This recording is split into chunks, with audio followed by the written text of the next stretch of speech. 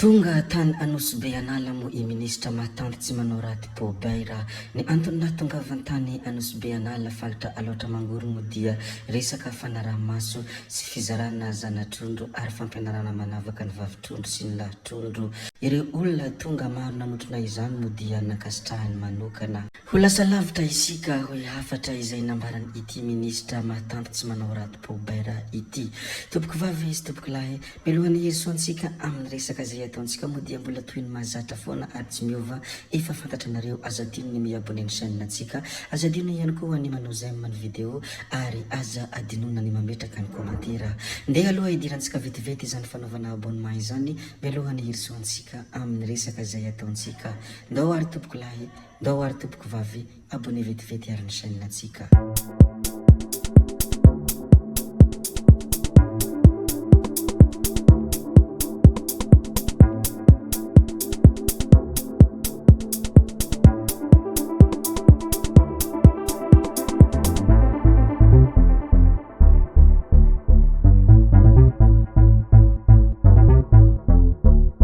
Resaka valim-pifidianana be ny tanàna ho an'ny faritany Mahajanga no asiantsika resaka kely. Hivoaka ny 20 Janoary ny valim-pifidianana be ny tanàna ho an'ny faritany Mahajanga. Raha tsy misy fiovana dia hivoaka ofisialy rahampitso alatsinainy 20 Janoary 2024 ny valim-pifidianana be ny tanàna ho an'ny amin'iny faritany Mahajanga iny.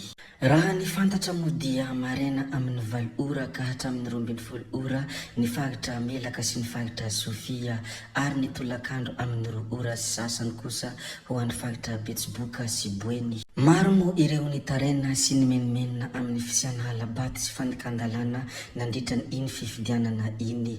Mety hisy fiantraikany amin'ny fifidianana ve sa ho azo resina fa tsy mitombina araka ny voambolana efa nazatra rehefa fa mahambokatra ofisialy tahaka izao hoy ireo olona sasany izay mametra-panontaniana sy miandry fatratra an'ity voka-pifidianana ofisialy ity. Zay moa ny mikasika an'iny voka-pifidianana ofisialy iny fandeha isika hijery kely ity loharanom-baovao izay hita tao amin'ny La Transparence na hoe radio Mangarahara ity. Analalava nahiditra amponja Vonjimaika i député teo aloha.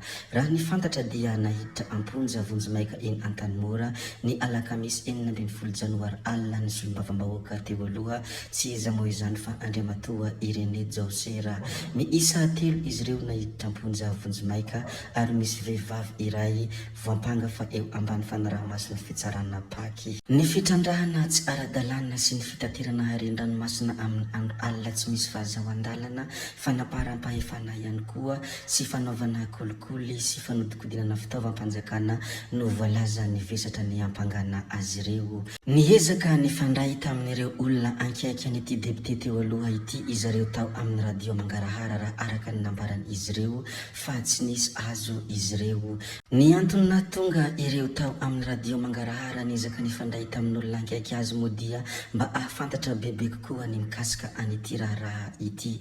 Nefa indrisy moa dia tsy nisy azo fa nisy ny mpiara-miasa tamin'ny fahiny no nitondra fanazavana fohy izay nilaza mazava fa valifaty politika no nanjo an'ity député Jaosera Irene ity. Tany amin'ny volana Jona 2024 tany hoany efa nisy olona ankaiky ny fitondrana ankehitriny nandrana azy fa raha mbola mitenitenina manakiana ny fitondrana eo ianao dia ho gadraiko. Tsy rariny ny fomba nisamborana azy ankehitriny eo satria mpandraharahany antsehatra teo amin'ny fiompiana ireo hazan-dranomasina ireo izy ary nivokatra tao amin'ny ihany no ny entiny izay nitarika ny fisamborana azy. Ary nolazaina ho nisy kolikoly ihany koa kanefa findramam-bola nataony tamin'ny banky no nahafahany nandraharaha. Ireo no fanampanazavana nataony mpiara-miasa taminy teo aloha raha araka ny loharanom-baovao izay hita tao amin'ny radio Mangarahara na hoe La Transparence. Zaraiko moa iny loharanom-baovao izay tany amin'ny pejiny radio Mangarahara iny satria anisan'ny tena mahoraka moa iny resaka raha solombavam-bahoaka teo aloha iny tsy iza moa izany fa Jaosera Irene.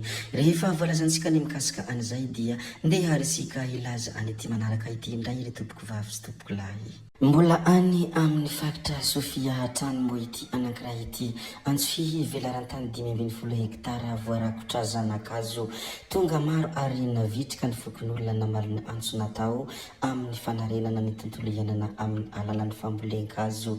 Nohon' izany dia velarantany 5.10 hektara no voarakotra zanakazo tao Andalibe. Izany Andalibe izany moa ho an'izay mbola tsy mahafantatra dia fokontany Anjalazala ary komina ambanivohitra Anjalazala distrikany Antsohihy. Nandritra ny fanamarihana ny fambolen-kazo regional 4.24 sy 5.24 ho an'ny faritra Sofia ny andro ny 7.10 janoary 5.24 moa no naharakofana izany velarantany 5.10 hektara izany. Nitondra teny fisaorana sy fankasitrahana ireo vahoaka tonga maro ny tompon'andraikitra misahana ny tontolo iainana sy ny fandrosoana lovainjafy Sofia.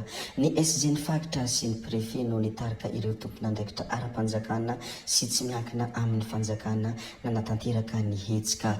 Atiala tsy koraingo motro, velon-tegna tsy migadra-bilaka ary ny atiala antoko ny rano sy ny angovo no loha hevitra tamin'ny izany. Niavaka moa ny fotoana nandritra ny io andro na natanterana ny fambolen-kazo io ary vao vita ny fambolen-kazo dia nirotsaka mafy ny ranonorana ny alina.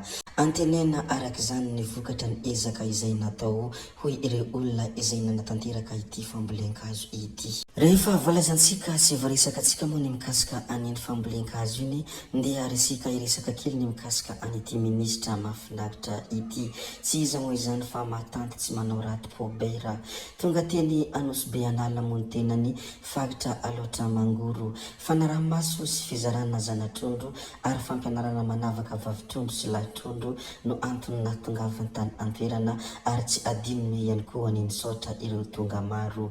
Ho lasa lavitra isika hoy fanambarana izay nambarany ity ministra izay tena mahafinaritra ity. Tsy iza moa izany fa mahatanty Pobera tsy manao raty.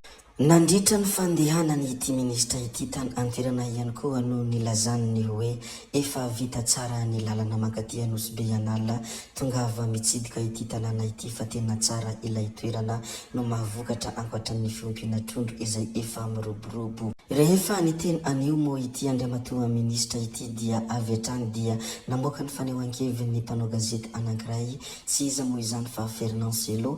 Toy izao ny fanehoan-kevitra izay nambarany manoloanany ity fanambarana izay nataon'ny ministra ity.